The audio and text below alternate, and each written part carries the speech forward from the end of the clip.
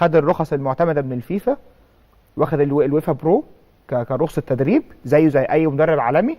مدرب المنتخب اداله فرصه مع وليد كراك الاول يبقى مساعد ليه، بعد كده يمسك منتخب الشباب، خد بعد كده خلاص كاس عالم.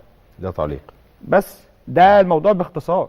الفكره في تاهيل الشخص انه سواء كان لعيب كوره او غير لعيب كوره، يعني فكره ان الموضوع ما يبقاش بس بالظبط. الموضوع بقى يعني انت هتجيب كابتن علي ماهر، كابتن سين، كابتن صاد، ابدا نميه في فكره كورسات البرو زي ما بالظبط. الناس عندنا ما ياخد بره، تبدا تجهزهم ان دول اللي هيمسكوا المنتخب خلال السنين الجايه، فلازم اصرف عليهم ان هم يروحوا دورات تدريبيه، يروحوا فترات معايشه، يروحوا كذا. منتخب المغرب لعيب كوره وغير لعيب كوره، بس اهل الشخص اللي هيمسك. منتخب المغرب اللي رايح النهارده كاس العرب بالمنتخب الثاني، او منتخب زي ما احنا بنتكلم منتخب ثاني اللي مش محتاج يثبت حاجه لاي حد، رايح ب4 محللين اداء.